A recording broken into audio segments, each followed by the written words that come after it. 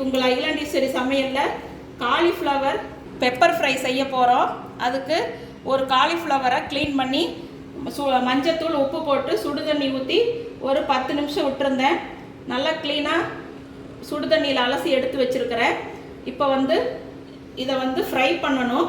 Cauliflower pepper fry நம்ம இதை fry பண்ணிவிட்டு அதுக்கப்புறம் மறுபடியும் நம்ம வெங்காயம்லாம் போட்டு வதக்கி செய்யணும். எப்படி செய்யலான்னு பார்க்கலாம் வாங்க. அதுக்கு கார்ன்ஃப்ளவர் 2 ஸ்பூன் போட்டுக்கிறேன். மஞ்சள் தூள் 1/2 ஸ்பூன், மிளகாய்த்தூள் 1/2 ஸ்பூன், இஞ்சி பூண்டு பேஸ்ட்டு ஒரு 2 ஸ்பூன் இருக்கும். அந்த அளவுக்கு நான் அரைச்சி சேர்த்திருக்கிறேன். இஞ்சி பூண்டு பேஸ்ட் நிறையா போடுங்க, அப்போ தான் நல்லா வாசமாக இருக்கும். மைதா ஒரு 4 ஸ்பூன் போட்டிருக்கிறேன். இதை தண்ணி ஊற்றி நல்லா பாருங்கள், இந்த மாதிரி நல்லா கரைச்சிக்கணும். காலிஃப்ளவரை சுத்தமாக தண்ணி இல்லாமல் நல்லா வடிகட்டிட்டு இதில் போட்டுக்கணும். நல்லா இந்த மாதிரி காலிஃப்ளவர் இந்த மாவில் கோட்டிங் ஆகிற மாதிரி நல்லா இது பண்ணிக்கங்க. கொஞ்சம் மாவு தண்ணியாட்டு இருக்குது, மறுபடியும் மைதா சேர்த்துக்கிறேன். நான் கொஞ்சம் லைட்டாக மைதா சேர்த்துக்கலாம். உப்பு சேர்க்க மறந்துட்டேன். இதுக்கு தேவையான அளவுக்கு உப்பு சேர்த்துக்கலாம். உப்பு சேர்த்துட்டு நல்லா பிசைஞ்சு விட்டுக்குங்க. நல்லா இந்த மாதிரி கலக்கி விட்டுட்டு எண்ணெயை சூடு பண்ணி காலிஃப்ளவரை பொரித்து எடுத்துக்கலாம். எண்ணெய் சூடாயிருச்சு, இப்போது பொரித்து எடுத்துக்கலாம்.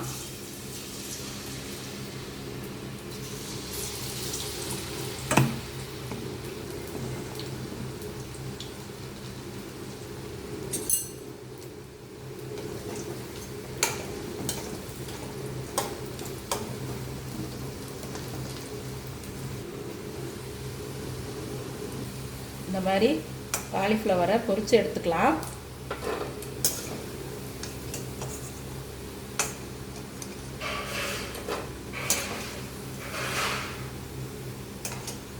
இதே மாதிரி எல்லா காலிஃப்ளவரையும் பொரிச்சுட்டு அடுத்தது என்ன பண்ணுறதுன்னு நான் காமிக்கிறேன் உங்களுக்கு.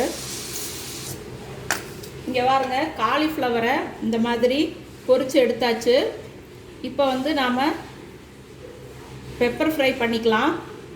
அதுக்கு அந்த காலிஃப்ளவர் பொரிச்ச எண்ணெயவே கொஞ்சம் எடுத்துருக்கிறேன் நான். அது கூட இந்த மாதிரி பொடியாக கட் பண்ணி வச்ச இஞ்சி பூண்டு 2ஐயும் சேர்த்துக்கலாம்.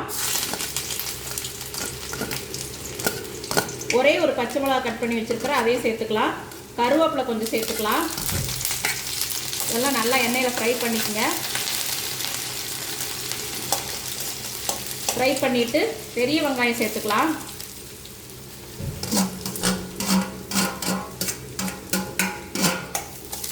பெரிய வெங்காயம் சேர்த்துட்டு நல்லா வதக்குங்க.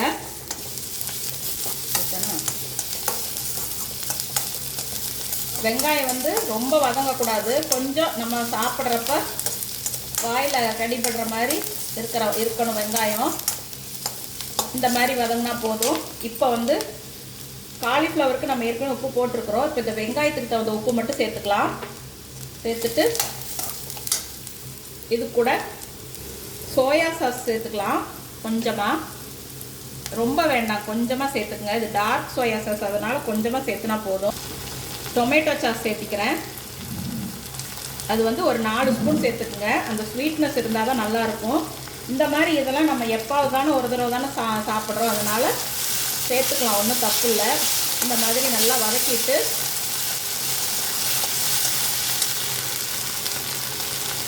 இப்போ நம்ம மிளகுத்தூள் சேர்த்திக்க போகிறோம். மிளகுத்தூள் நல்லா ஒரு 2 ஸ்பூன் சேர்த்துங்க. அப்போ தான் கொஞ்சம் நல்லா சுருக்குன்னு அந்த இனிப்பு, காரம், புளிப்பு எல்லாத்துக்கும் நல்லா கரெக்டாக இருக்கும்.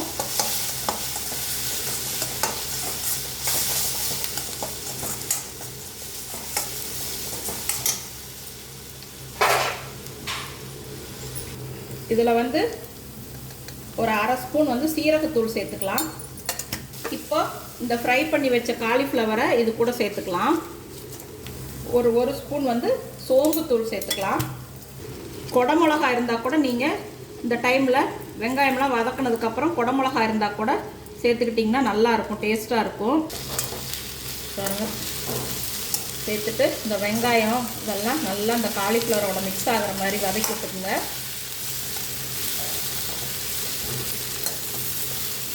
இது வந்து கடையில் வந்து ஒரு பிளேட் வந்து சும்மா கொஞ்சம் தான் தருவாங்க. ஒரு பிளேட் 140 ரூபா அந்த மாதிரி ரேட்டு போடுவாங்க. நாம் வந்து ஒரு காலிஃப்ளவர் வாங்கினோம்னா நம்ம தாராளமாக நிறையா வீட்டில் செஞ்சு சாப்பிட்லாம். அங்கே கடையில் வந்து பொரிச்ச எண்ணெயில் பொரிப்பாங்க. நம்ம வந்து அந்த மாதிரி இல்லாமல் வீட்டிலையே கொஞ்சம் நல்லா ஹெல்த்தியாக சாப்பிட்லாம். நல்லா இந்த மாதிரி பெரட்டி விட்டு நல்ல வாசனையாக இருக்கும்.